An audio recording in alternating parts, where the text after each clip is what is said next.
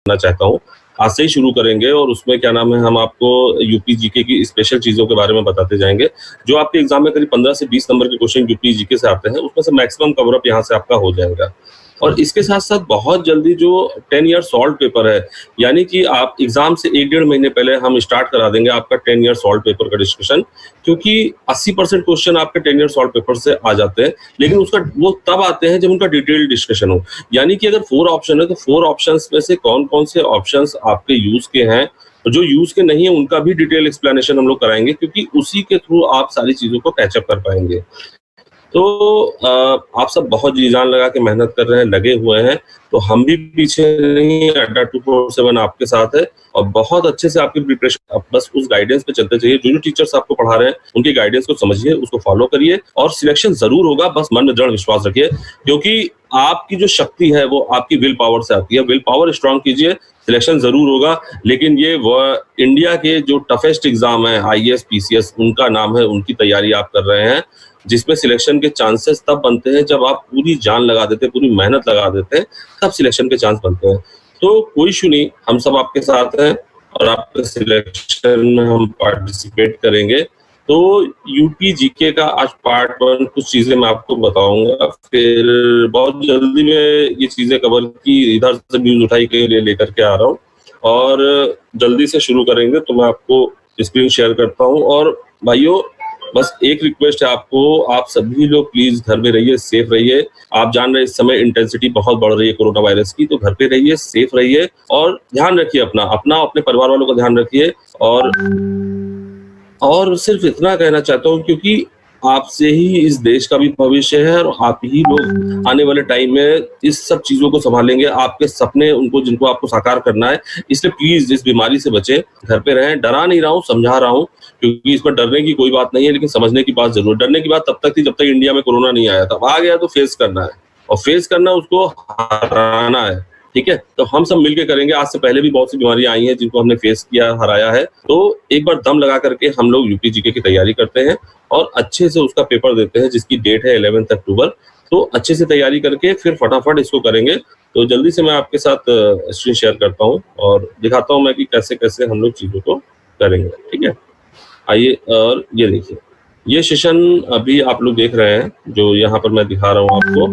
तो स्क्रीन नीचे कर लो, ठीक है?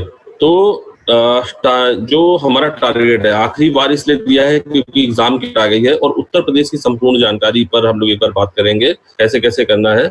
और आज का जो टॉपिक है यूपी जी का पार्ट 1 होगा, उत्तर प्रदेश से पूर्ण जानकारी पार्ट 1, इसके ऊपर हम लोग डिस्कशन करने जा रहे हैं। हाँ, लेकिन उससे पहले एक चीज़ आपको बता दें कि यूपी पीएससी में जो हमारा बैच बना हुआ है, जो लाइव चल रहा है, उसका आज लास्ट डेट है। आज ये बैच स्टोर से हट जाएगा। अब आज के बाद ये बैच आपको स्टोर पे नहीं दिखाई पड़ेगा। आखिरी दिन है, रात को 12 बजे तक का टाइम है। कुछ ही सीटें बची हुई हैं, हम लोगों ने टारगेट फाइनल कर रखा है, सिर्फ 15 एडमिशन करेंगे, उससे ज़्यादा एडमिशन हम नहीं करना है क्योंकि बैच लगभग फुल हो चुका है। तो आज के लिए ये आपको सिर्फ 1999 रुपए का मिलेगा। सबसे बड़ी बात है कि इस रेट पे आपको कहीं कुछ नहीं मिलने वाला। और मैं कर्सर से आपको दिखा रहा, देखिए, यूपीपीएससी 1999, ये कोड आप यूज करेंगे हमारे बैच के ऊपर, तो ये बैच आपको मात्र और मात्र 1999 रुपए का मिल जाएगा। और अभी मैं लास्ट में आपको दिखा भी दूंगा कि किस तरीके से इस बैच पे हम जाएंगे और कैसे हम लोग इस बैच को करेंगे। तो 1999 रुपए में यूपीपीसीएस का बैच कभी नहीं मिलेगा, नेवर बिफोर ऑफर है। और आज आखिरी दिन है, 12 बजे के बाद ये बैच आपको स्टोर पर नहीं दिखाई देने जा रहा है। तो जितने भी कैंडिडेट्स हैं वो फटाफट इसको खरीदें और अपनी तैयारी को, अपने कंप्लीट रूप में तैयारी को फिनिश करें, ठीक है? तो बस ज्यादा सा टाइम नहीं वेस्ट करेंगे और आपको, लेकिन एक बार मैं दिखा देता हूँ कि ये बैच आपको कहाँ से मिलेगा। ये अड्डा 247 की वेबसाइट पर आप जाएंगे, यहाँ पर जाकर के यूपीपीएससी, या सिंपल सा आप कुछ मत करिए, यहाँ सर्च में डालिए यूपीपीएससी और ये देखिए आपका ऊपर यहाँ पर बैचेज आने शुरू हो जाएंगे। यूपीपीएससी का बैच आना शुरू हो जाएगा। तो ये देखिए यूपीपीएससी का बैच यहाँ पर आ चुका है और मैं आपको दिखाता हूँ। ये जो व्यू ऑफर है, व्यू ऑफर पे आप क्लिक करेंगे और व्यू ऑफर पे क्लिक करने के बाद यहाँ कूपन कोड जो डालना है, यहाँ पे लिखिए यूपीपीएससी 1999 और इसको अप्लाई कर दीजिए। तो इसको जैसे ही अप्लाई किया, देखिए यहाँ पर आप देखिएगा ये बैच 1999 रुपए का हो गया है। तो आप लोग ध्यान रखिए कि मात्र और मात्र 1999 रुपए में ये बैच आपको मिल जाएगा। आज लास्ट डेट है, आज रात 12 बजे के बाद ये बैच आपको स्टोर पे नहीं दिखाई पड़ेगा। अड्डा के किसी भी साइट से आप इसको परचेज नहीं कर पाएंगे। लास्ट टाइम है, आखिरी पॉइंट है, आज ही इसको परचेज करें। 12 बजे के बाद ये बैच आपको नहीं मिलने जा रहा है। ये बैच कल से आपको नहीं दिखाई पड़ेगा। तो जल्दी से हम अपने सिलेबस पे लौट आते हैं और सारी चीजों पर वर्कआउट करते हैं। तो ये बैच लास्ट डेट है। चलिए अब स्टार्ट करते हैं जल्दी से हम लोग कि उत्तर प्रदेश के बारे में जाने। उत्तर प्रदेश के बारे में आपको बता दें, करीब 2,40,000 वर्ग स्क्वायर फीट में वर्ग स्क्वायर किलोमीटर में फैला हुआ ये उत्तर प्रदेश है। आबादी भी आप जानते हैं, आबादी की दृष्टि से अगर बात करें तो ये इंडिया का सबसे बड़ा प्रदेश है। तो उत्तर प्रदेश के बारे में कुछ जानकारी लेते हैं। बहुत ही खूबसूरत जगह है। आप जानते ही हैं कि अयोध्या, मथुरा जैसी पवित्र भूमियां यहाँ पर है। तो जल्दी से हम एक बार देखते हैं। चूंकि उत्तर प्रदेश का पेपर बिल्कुल पैटर्न पर होता है, यूपीएससी के पैटर्न पर होता है, माइनस मार्किंग भी इन्होंने स्टार्ट कर दी है यूपीएससी की तरह। तो ये एग्जाम उतना ही टफ है और उतना ही आसान है जितना कि आईएएस। टफ और आसान इसलिए कह रहा हूँ क्योंकि मेरिट की अगर बात की जाए, अगर पेपर टफ है तो मेरिट बहुत हाई नहीं जाती है। तो आपके सिलेक्शन के चांसेस भी अगर आपका कम हुआ है तो सबका कम हुआ है। तो एक बार मन लगा के पढ़ाई करिए, फिर इसको हम कंप्लीट करते हैं। तो चलिए एक एक क्वेश्चन, वन लाइनर्स है, जल्दी जल्दी से पढ़ के आपको मैं सुना देता हूँ। भारत छोड़ो आंदोलन की अगर बात करें तो उत्तर प्रदेश के किस शहर में राष्ट्रीय सरकार की स्थापना यानी नेशनल गवर्नमेंट की स्थापना कर दी गई थी? वो जगह है बलिया। बलिया बिहार बॉर्डर पे है। मैं आपको बता दूं, बलिया क्रांतिकारियों का क्षेत्र कहा जाता है। चंद्रशेखर आजाद भी वहीं से आए हैं। और चंद्रशेखर आजाद जी नहीं, चंद्रशेखर जी की बात कर रहा हूँ, जो हमारे भारत के प्रधानमंत्री भी रहे हैं। बलिया क्रांतिकारी क्षेत्र रहा है जहां पर इस तरह की चीजें अक्सर होती रहती हैं। उत्तर प्रदेश में सर्वाधिक वर्षा वाला क्षेत्र कौन सा है? तराई क्षेत्र। तराई क्षेत्र में सबसे ज्यादा वर्षा होती है। तराई क्षेत्र में आपको बता दूं क्या होता है, जब एक नदी किसी पहाड़ से निकलती है और पहाड़ से नदी निकलने के बाद जब पर्वत से निकल करके जब पहाड़ पर जब नदी गिरती है तो बहुत सीधे गिरती है, और उसके बाद जब वो जमीन पर उतरती है, पहली बार जहाँ टच करती है वहां पे वो नदी विसर्प बनाती है अपना। एक विसर्प यानी कि सांप की तरह चलती है, जो नदी होती है सांप की तरह चलती है जमीन के ऊपर, और फिर डेल्टा बनाते हुए समुद्र में चली जाती है। तो मैं आपको बता दूं कि जहां पर जमीन से जुड़ती है नदी, यानी पहाड़ से गिर के जैसे ही जमीन पे आती है, उस एरिया को तराई क्षेत्र कहते हैं। जैसे यूपी की बात करें तो नेपाल के नीचे का जो एरिया है वो सब तराई क्षेत्र का एरिया कहा जाता है। जैसे बहराइच हो गया, सीतापुर हो गया, श्रावस्ती हो गया, लखीमपुर हो गया, ये सारा जो क्षेत्र है, उत्तर का क्षेत्र है उत्तर प्रदेश का, ये सारा एरिया आपका तराई क्षेत्र कहलाता है।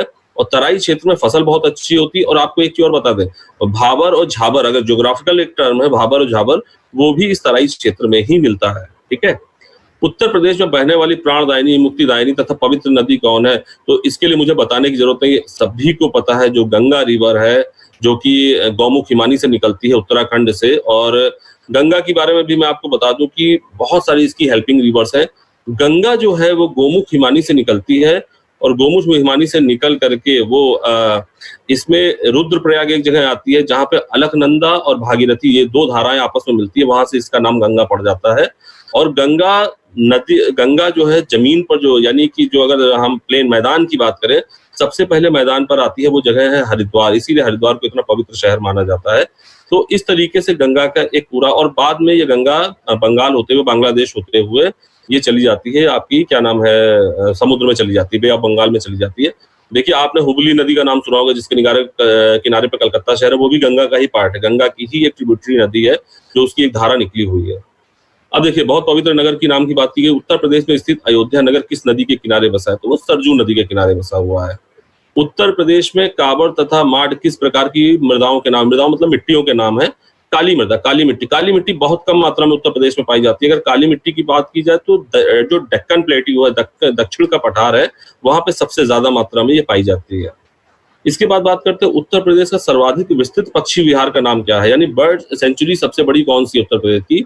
तो लाग बहोशी पक्षी विहार है, ये कन्नौज में पड़ता है, जो सबसे बड़ा पक्षी विहार है। और आपको एक स्पेशलिटी और बता दें कन्नौज की, कि कन्नौज भारत की राजधानी भी रह चुका है। सबसे पहली राजधानी पाटलिपुत्र हुआ, जहां पे मगध साम्राज्य का वर्णन किया जाता है, जो 16 महाजनपद बने थे 5वीं शताब्दी में, तो मगध साम्राज्य का वर्णन किया जाता है। उसके बाद अगर मैं बात करता हूँ तो कन्नौज भी राजधानी बनी है जब लड़ाई होती पाल प्रतिहार और राष्ट्रकूटों की। गुर्जर प्रतिहार इसमें विजय पाते हैं और कन्नौज को अपनी राजधानी बनाते हैं। ठीक है, तो बाकी हिस्ट्री में आप लोग पढ़ ही रहे हैं, बाकी जब जब मैं आपसे मिलूंगा ये चीजें बताता रहूंगा। नेक्स्ट है कि किस परियोजना में उत्तर प्रदेश, बिहार व नेपाल सम्मिलित हैं? वो गंडक परियोजना। गंडक की बात अगर हम करें तो ये गंगा की एक सहायक नदी है। जैसे अगर हम गंडक की बात करें तो अगर गंगा नदी जो कि इलाहाबाद में यमुना से मिल जाती है, जहाँ संगम बना हुआ है, तो घाघरा, गंडक, कोसी, चंबल, केन, बेतवा, रेहंद, सिंध, ये जितनी नदियां सब गंडक की ये आपकी गंगा की सहायक नदियां हैं। कभी मैं नदियों पे बात करूंगा तो आपके इसके बारे में पूरी डिटेल्स बताऊंगा। अब देखिए नेक्स्ट इंपॉर्टेंट पॉइंट है कि किस देश की कुल कृषि योग्य भूमि का कितना प्रतिशत भाग उत्तर प्रदेश में है। देखिए 20%। भारत में 28 स्टेट है करंट टाइम में, और आप देखिए कितनी जबरदस्त तरीके से, मतलब इतना बड़ा विस्तृत क्षेत्र, यानी 20% जो विस्तृत क्षेत्र है वो आपका उत्तर प्रदेश में स्थित है। यानी कि फसल की दृष्टि से, उपजाऊ की दृष्टि, किसान की दृष्टि से ये बहुत बड़ा देश है। अब देखिए उत्तर प्रदेश में किस स्थान का दशहरी आम विश्व प्रसिद्ध है? मलिहाबाद का नाम सबने सुना है। जब आप लखनऊ से थोड़ा ही आगे आप बढ़ेंगे तो मलिहाबाद पड़ता है, और मलिहाबाद ये हरदोई रोड पे पड़ता है। मलिहाबाद की अगर बात करें तो आम के लिए प्रसिद्ध है, और यहाँ पर जिन्होंने आम की विभिन्न विभिन्न प्रजातियां बनाई हैं, तो आप देखेंगे कि आप जब भी इस एरिया में जाएंगे तो आम जबरदस्त है, और यहाँ का आम वर्ल्ड लेवल पे सप्लाई होता है। बहुत बहुत ही बड़ा एक्सपोर्ट आम का यहाँ से होता है, मैंगो का। अब देखिए नेक्स्ट क्वेश्चन, उत्तर प्रदेश में सरसों की कृषि किस मौसम की उपज है? रबी की उपज है। रबी आप जानते हैं गेहूं, चना, ये सब रबी की फसलें हैं, तो रबी की फसल के टाइम ही ये आपका सरसों भी पैदा होती है। चुनार किस उद्योग के लिए प्रसिद्ध है? सिंपल है, वन लाइनर। ये क्वेश्चन कई बार एग्जाम में पूछा जा चुका है, तो सीमेंट उद्योग के लिए प्रसिद्ध है, ध्यान रखिएगा। उत्तर प्रदेश के किस नगर में रेल कोच फैक्ट्री की स्थापना की जा रही है? ये कांग्रेस की सरकार जब थी 2009 में, उसके बाद ही ये रेल कोच फैक्ट्री की बात हो गई थी। और आपको मालूम है कांग्रेस का गढ़ रहा है रायबरेली अमेठी, जिसकी वजह से वहां पर इन्होंने इस तरह की योजना भी सम्मिलित की है। उत्तर प्रदेश में जिला योजना समिति का गठन कब किया गया था? 1999। अगर आपको बात करें 1999 की बात है कि उत्तर प्रदेश में जिला योजना समिति का गठन कर दिया गया था, जिसे रोजगार से भी जोड़ा गया आने वाले टाइम में। उत्तर प्रदेश को कुल कितने आर्थिक क्षेत्रों में बांटा गया है? तो उत्तर प्रदेश को देखो 4 आर्थिक क्षेत्रों में बांटा गया, डिफरेंट है, नॉर्थ है, साउथ है, ईस्ट है, वेस्ट है। 4 तरीके के आर्थिक जोन है जिसमें इसको बांटा गया है। नेक्स्ट हम बात करते हैं उत्तर प्रदेश में योजना आयोग का गठन कब किया गया था? योजना आयोग, आपको पता है अब योजना आयोग खत्म कर दिया गया है, इसकी जगह नीति आयोग आ गया है। योजना आयोग एक गैर संवैधानिक संस्था थी, जिसको कि नेहरू जी ने अपने बोलने से शुरू किया था, मोदी जी ने बोल के ही खत्म कर दिया। इसके लिए कोई कॉन्स्टिट्यूशन अमेंडमेंट की जरूरत नहीं पड़ी थी। लेकिन अगर यूपी में बात करें प्लानिंग कमीशन की, तो 1971 में प्लानिंग कमीशन बनाई गई थी। उत्तर प्रदेश में द्विसदनीय व्यवस्थापिका है, पहली विधानसभा और दूसरी कौन सी है? वो आप सभी को पता है, विधानसभा और विधान परिषद। ये जैसे यूपी में है, आंध्र प्रदेश में है, इस तरीके से हर जगह विधान परिषद नहीं होता है। एमएलसी जो होते हैं वो विधान परिषद में अपॉइंट किए जाते हैं, और जो एमएलए होते हैं वो विधानसभा में इलेक्ट होते हैं। That is the difference. Uttar Pradesh की प्रथम महिला मुख्यमंत्री कौन थी? सुचेता कृपलानी। बहुत ही प्रसिद्ध नाम है सुचेता कृपलानी जी, उत्तर प्रदेश की प्रथम महिला मुख्यमंत्री थी। उत्तर प्रदेश में प्रथम विकलांग विश्वविद्यालय की स्थापना कहाँ की गई है? चित्रकूट में। चित्रकूट आप जानते हैं श्री रामचंद्र के ठहराव के लिए भी प्रसिद्ध है, तो उत्तर प्रदेश में जो विकलांग विश्वविद्यालय है वो चित्रकूट में स्थापित किया गया है। अब देखिए नेक्स्ट क्वेश्चन में देखते हैं, भातखंडे संगीत संस्थान लखनऊ डीम्ड विश्वविद्यालय किस वर्ष में बना? 2001 में इसकी स्थापना की गई। मैं आपको बता दूं भातखंडे संगीत संस्थान है, ये लखनऊ में है, हजरतगंज के पास में स्थित है। और आपको इसकी स्पेशलिटी बता दें कि यहाँ संगीत से रिलेटेड सारी शिक्षाएं और सर्टिफिकेट दिए जाते हैं, और यहाँ के लोग देश के विभिन्न संस्थानों में काम कर रहे हैं बड़े उच्च लेवल पर। तो संगीत का एक बहुत बड़ा संस्थान है जो कि भातखंडे संगीत संस्थान है। ये क्वेश्चन पूछा जा चुका है कई बार एग्जाम में कि भातखंडे संस्थान किससे संबंधित है? संगीत दिया था, आर्ट एंड क्राफ्ट दिया था, इस तरह से कई ऑप्शन है, तो उसमें आपको संगीत पे लगाना है। चौधरी चरण सिंह स्टेडियम उत्तर प्रदेश के किस जिले में अवस्थित है? ये मुजफ्फरनगर में स्थित है, क्योंकि उधर से ही वेस्ट यूपी से ही चौधरी चरण सिंह आते हैं। भारत के प्रधानमंत्री भी रह चुके हैं चौधरी चरण सिंह जी, और इनके कार्यकाल के लिए कहा जाता है कि ये एक बार भी संसद में नहीं गए थे। चौधरी चरण सिंह जी की अगर हम बात करते हैं तो अपने पूरे कार्यकाल के दौरान ये संसद में नहीं गए थे। उत्तर प्रदेश की सर्वाधिक महत्वपूर्ण नगदी फसल कौन है? नगदी फसल की अगर बात करें जिससे कि पैसा कमाया जाता है बड़े तरीके से, नगदी फसल होती है। जैसे कपास भी एक टाइप की नगदी फसल है, लेकिन गन्ना यहाँ की सबसे बड़ी नगदी फसल है। अगर मैं आपको बात करूं, अभी तराई एरिया की बात हो रही थी, लखीमपुर हो गया, सीतापुर हो गया, बहराइच हो गया, श्रावस्ती हो गया, इनमें से ये सब तराई एरिया, लेकिन लखीमपुर गन्ने का एक बहुत बड़ा क्षेत्र है जहाँ गन्ने का उत्पादन सबसे ज्यादा होता है। गन्ने की मिलें बहुत ज्यादा है, तो ये एक कंडीशन रहती है लखीमपुर जिले में।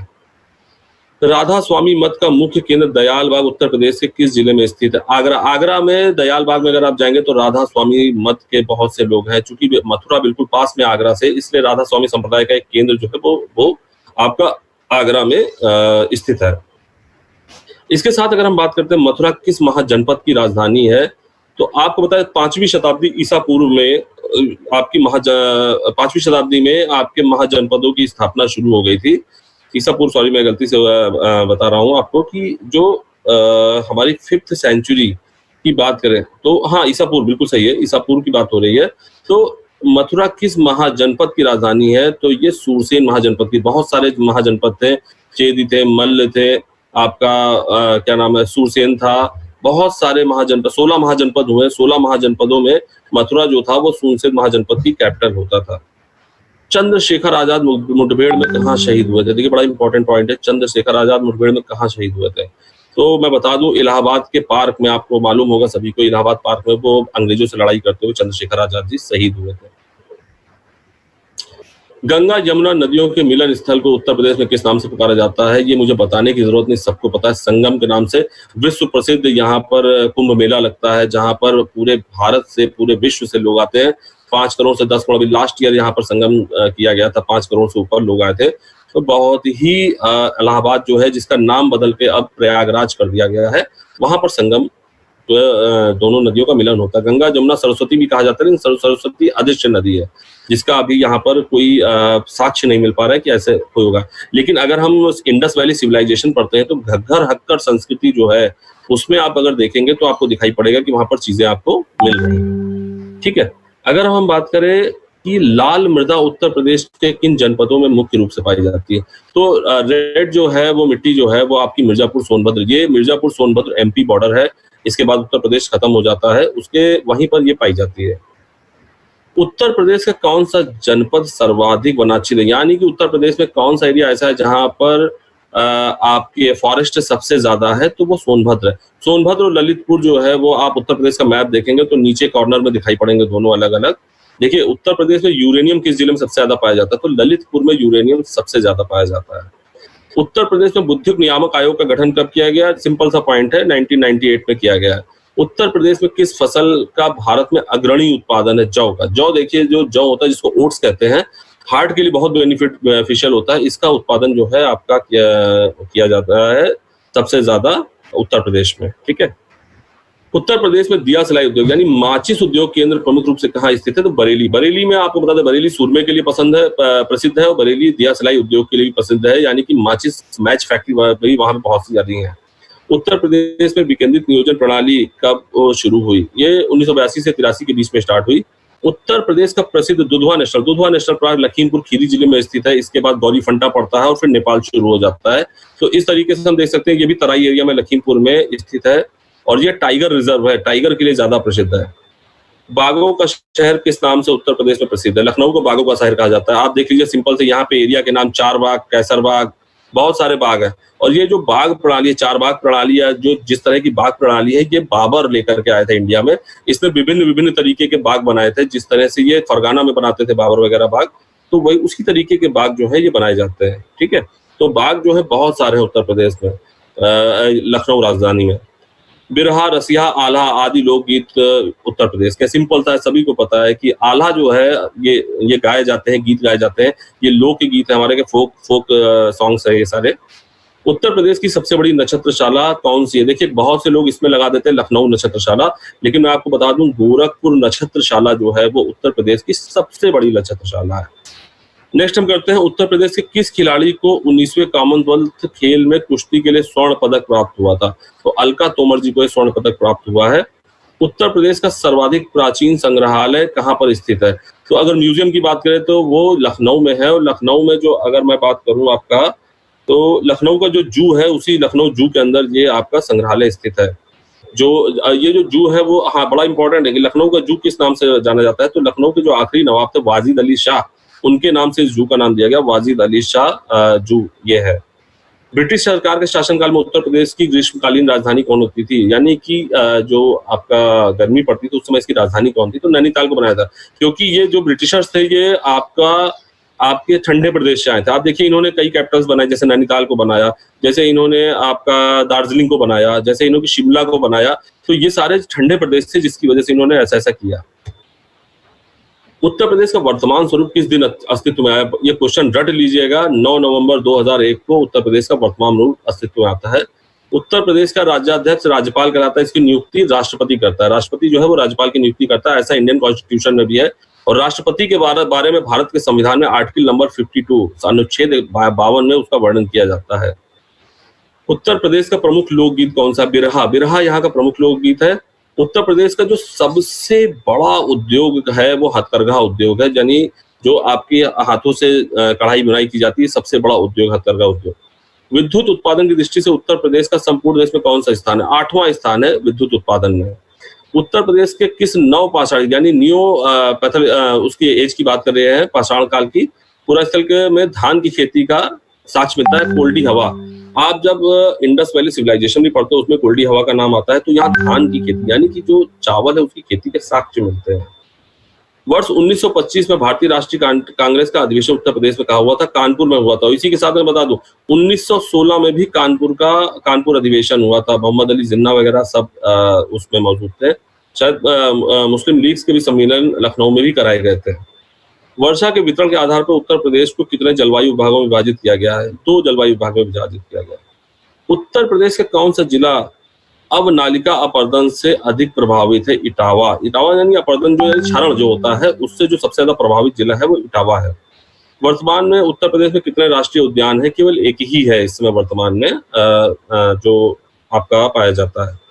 उत्तर प्रदेश में सर्वप्रथम पक्षी विहार की स्थापना कहाँ गई थी, नवाबगंज पक्षी विहार। उन्नाव से थोड़ा सा पहले ये नवाबगंज पक्षी विहार पाया जाता है, ये सबसे पहला है जो पाया गया था।